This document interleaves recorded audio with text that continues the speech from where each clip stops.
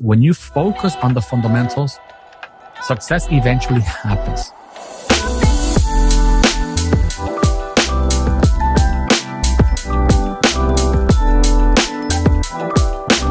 Hello, everyone, and welcome to the Gumroad podcast. I'm your host, Justin Michaelay, a senior writer at Gumroad, where I deconstruct the tactics, strategies, and processes of top creators. This is part 2 of my conversation with Jose Rosado. In part 1, we talked about sales and persuasion, how he builds digital products, and Jose's journey as an independent creator.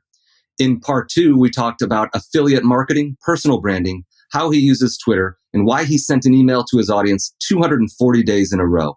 I just love both parts of this conversation. Enjoy. Can you go one level deeper on that? Just how do you do that? What's your strategy on affiliates? It's funny that you ask that, because here's the thing. I don't do a lot of affiliate marketing for myself, but people who are starting out try to make money through affiliate. And let me tell you what I think, like my real thought about affiliate marketing. If you want to make a lot of money, you should affiliate with someone that has already a proven value ladder, meaning they have different offers. And you, as the affiliate marketer, get paid when someone buys from your link, and then they buy more of the other stuff. So affiliate marketing is about affiliating for the right person, not for anyone, but for the right person. So I don't affiliate that much for a lot of products, unless it's a friend and I want to help them out, which is how I do it. But on the side of the creator, if you want to create a successful affiliate campaign, so your affiliates make money, the first thing is that you need to develop a great relationship with them. It's not about giving affiliate links to just anyone, because then they'll start selling your course at a discount without your permission, or just making money in a very scammy way without your permission. And you don't want that, because then that tactic that they use get attached to you, even if you don't know about it at the moment. So avoid that. So first, build a relationship with these people. Talk with them. Connect with them. Send a couple of emails. Have a couple of exchanges through the direct messages on Twitter, Instagram, or whatever platform you're using. Then, if they ask for the affiliate link, you send them the affiliate link. And on top of that, you can send them the guidelines of what they can do and what they can't do with that. And of course, if you catch them doing something like that, it's not like you're going to be on top of that, but if you catch them doing something that breaks those guidelines, you take away their affiliate links. That's how you do it. Okay. And in this guideline, you just let them know that they can't sell that as a bundle with other of their courses or whatever. They can't do giveaways with that stuff like that. Okay. And if you want to take it a little bit further, you can even send them some of the emails that you wrote for selling that product, or some of the tweets or some of the posts that you feel they can use to promote that course for you. Okay. And of course, in these promotional posts and tweets and emails, you're basically going to be talking about the benefits of your course, about how the course will take them from where they are to where they want to be, which is how you should always sell. Because what I've noticed from a lot of Gumroad creators is that they focus too much on the deliverables and the features, meaning you're going to get a 10-page guide or a 100-page guide. You're going to get a bonus video or a bonus whatever. Those are the features. That's the boring part. But the benefits, meaning how their life will change after they apply the information, is what actually persuades people. Okay? So that aside, after they start promoting, you take a look at your affiliate dashboard on Gumroad, and you'll see if they're actually making sales. And if you see that they are making a lot of sales, talk with them and give them more money. How? With a bigger percentage of the affiliate sales. I recommend giving people between 25 and 50% of the money that of the courses that they sell. Why? Because the more money they make, the more incentivized they're going to be to promote your stuff. And think about it. Let's say if you're selling an ebook for $20 and you're giving someone 25% of that money, how much is that? Like $5? A little bit less after taxes, a little bit less after Gumroad's commission. So you're making like $3 to $4 from each sale. How much do you think someone might feel compelled to sell that in your behalf just to make $4 from each sale? Doesn't make sense, right?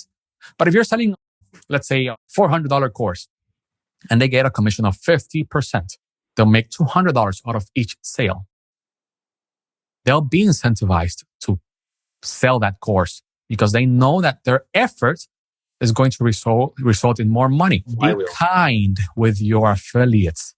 It's not about making as much money as you can for yourself. It's about incentivizing your affiliates to promote your stuff on your behalf, which is what affiliate marketing is.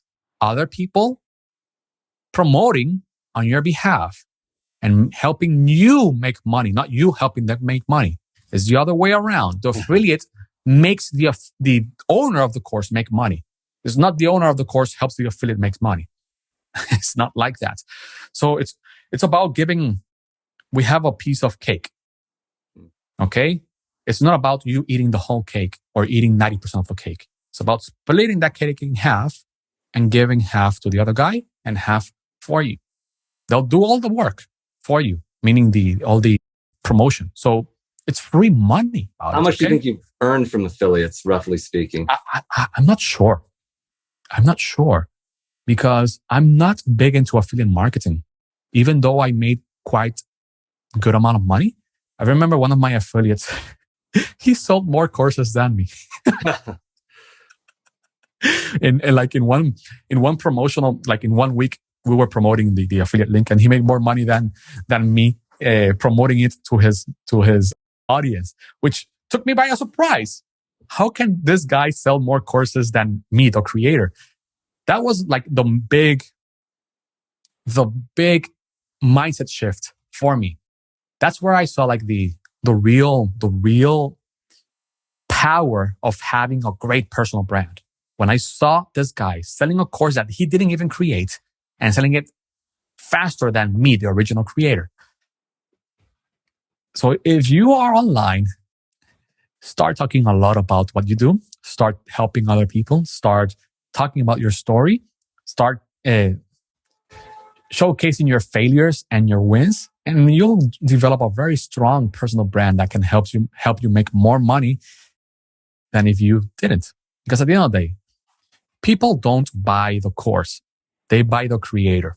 Okay. And that was also a big revelation I had a couple of years ago. A different way to see this. If you are a coach, people don't buy the coaching. They buy the coach. If you are a writer, people don't buy the book. They buy the writer. Okay. And that's why having a strong personal brand helps you out, because people don't buy the product. They buy who created the product. Apple. People don't buy because it's Apple. People don't buy this because it's a phone. It's because Apple created the stupid iPhone. Okay. So start promoting your stuff in such a way that people find value in it. Start building in public. And by building in public, it's just talking about your failures, about your wins, about your process, about what you're doing at the moment, and talking about your stories, the past stories and the current stories. And most importantly, connecting with people by replying to their messages, by connecting with them, by networking, which is a dumb way to say make friends online. A very complicated way, my bad, to say make friends online. And you'll find success. You'll have to work hard, very hard, but that hard work will pay off quickly. Yeah. It seems like you tweet quite a lot. I think I did a little deep dive on your timeline recently, and it was like every hour you're putting something out there, it seems like, or more. So yeah, like how many tweets a month would you say you post? I don't tweet that often. It's all an illusion. Here's the illusion. You schedule the tweets. So I'm not on Twitter all day long. Let's say, for example, at the beginning of June 2021, we're recording this today is 28th, right? The 28th of June. At the beginning of June, I wrote all of my tweets for the month. You're kidding. All of the tweets. I wrote all of the tweets and I scheduled it in an app called Hype Fury. So I scheduled the tweets. So I have not tweeted from my phone that much. It's all scheduled. And the app, Hype Fury, does all the grunt work for me because I already wrote the tweets. Now, from time to time, I hop into the app, I open it, and I write something. Like, for example, I could write right now, hey, I'm being interviewed by Justin from Gumroad. I could tweet that right now, you know?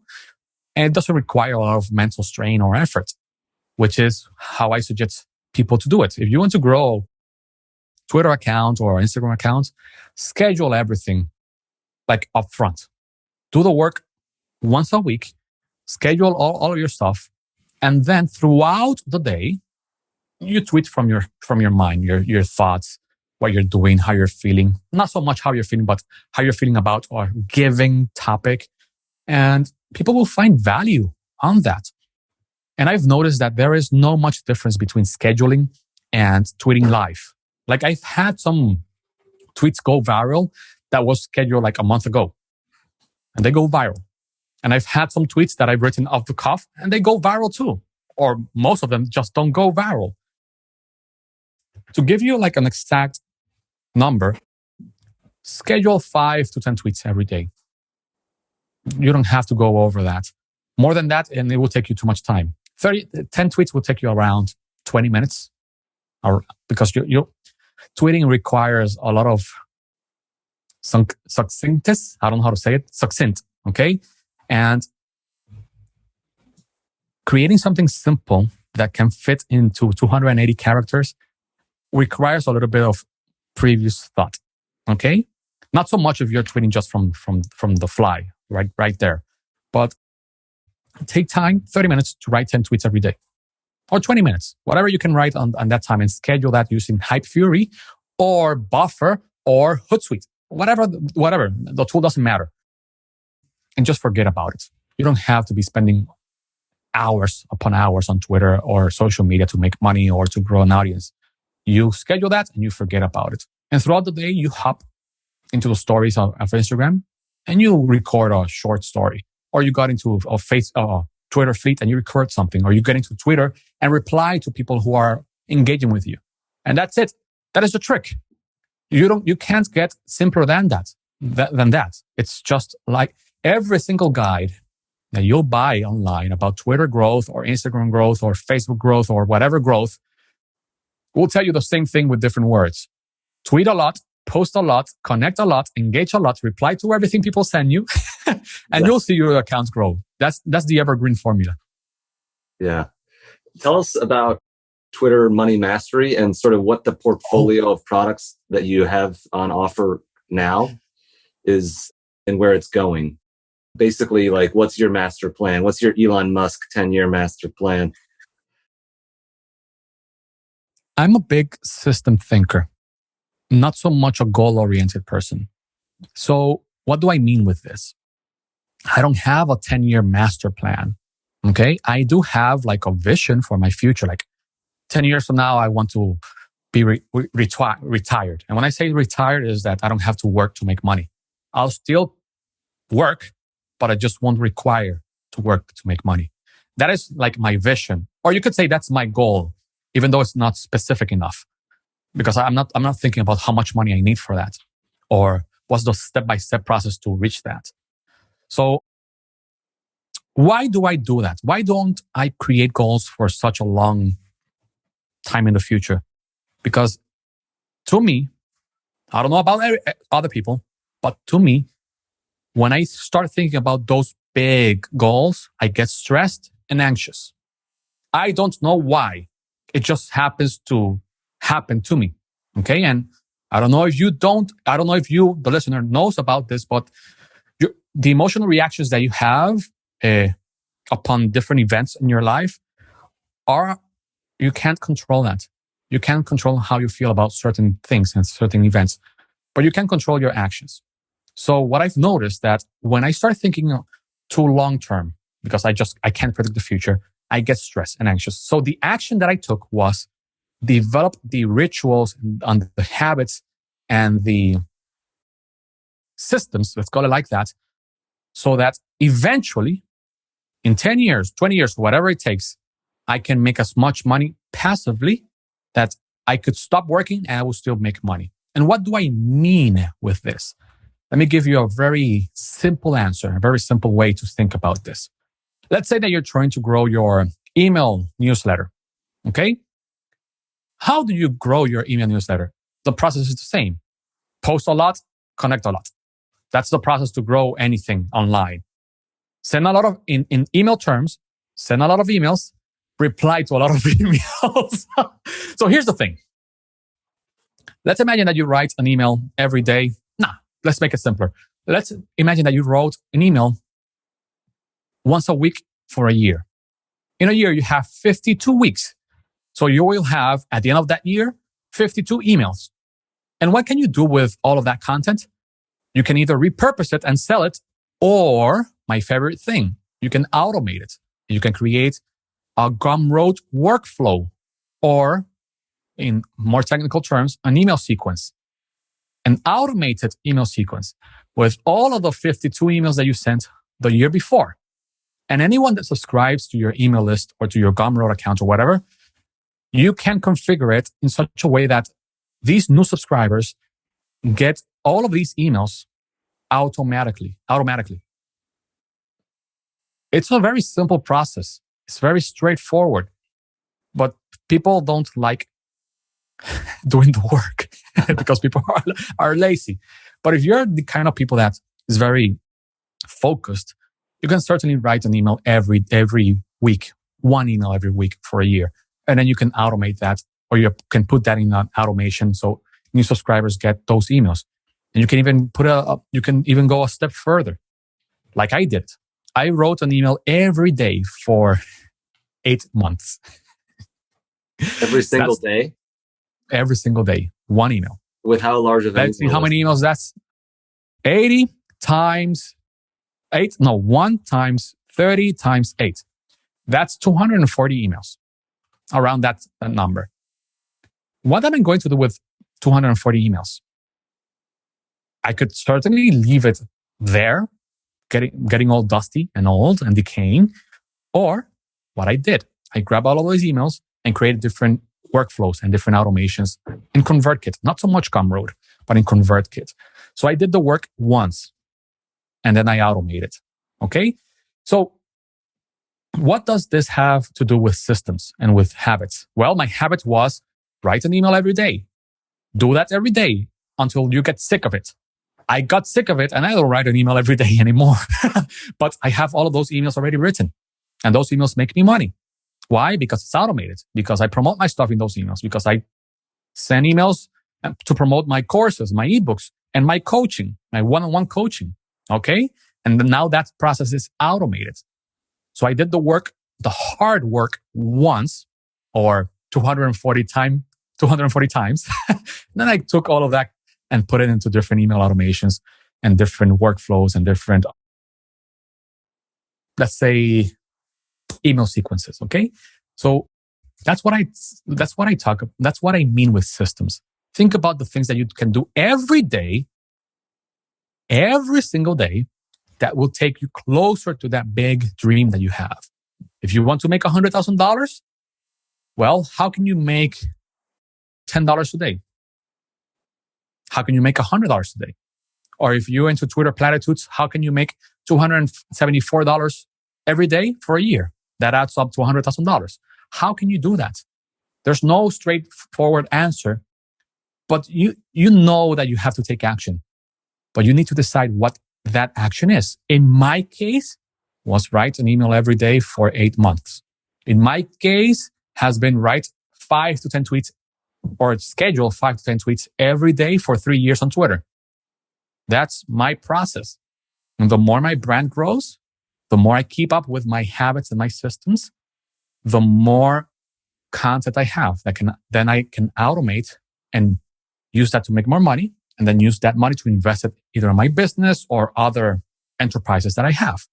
That is the process. And that's why I avoid thinking too long term, 10 years from now, because it just makes me stressful and anxious. So what I do is just take action every day. And I know that these actions will pay off. These actions might be different for you, but with time, you'll find out which are those actions, and you can call them high return on investment actions, high ROI actions.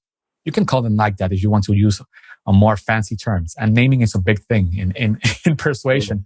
So you can name them however you want. I just call them high ROI because I want a return on my investment, on my time investment. Do it the hard work once, then automate it or then sell it. Create a course once, that's it. Now you have a product that you can sell. Write a book once and you can multiply your profits by selling that ebook. And you don't make a lot of money selling ebooks. You make money selling more expensive services through that book. Let's say that you sell a book for $5. Okay. If that book is about getting clients online or whatever, what can you do then? Every single person that bought that book, you can send them a couple of emails promoting your coaching or a more expensive service or a software that you sell or whatever. And you get them to sign up to your coaching or your software, your other programs. And that's how you make more money. That's what I told you about, like the value ladder a couple of moments ago. Think about a low ticket offer, a book that you can sell for $5. Low ticket meaning low cost. Then think about what can you sell on top of that costs much more money. As you can see, it starts to become a ladder because then you find something that you can sell for much more money and then more money and then more money and then more money. And it creates like a ladder that your client starts to climb. Okay? You sell a book, $5 on how to get clients. Then you sell, let's say you are a SaaS owner, software as a service owner. You can sell them the subscription for the SaaS. Then you can sell them the service that you'll do the work for them using that SaaS software. You make more money through that. I use an app called Social Bee for posting stuff on Instagram. And once you subscribe to them, they have something they call concierge. I don't know how to pronounce it. I think it's like that. Concierge. I don't know how to pronounce it. But it's that they'll do the work for you. They'll create the posts for you. And they sell that like for $1,000, something like that, for a couple of posts on Twitter. Think about that. Paying $1,000 to write tweets. People make a lot of money writing tweets on your behalf. And it all starts with the SaaS. They make something from you, from the SaaS, and then they sell you the concierge, the service. In your case, write a book, then a course, and then a coaching, or then a cohort, or whatever. And that's how you start making more money. But you don't make money with books. That's the biggest revelation I had. Making $10,000 in a month from a book is not a big deal. It might feel a big deal if it's your first time.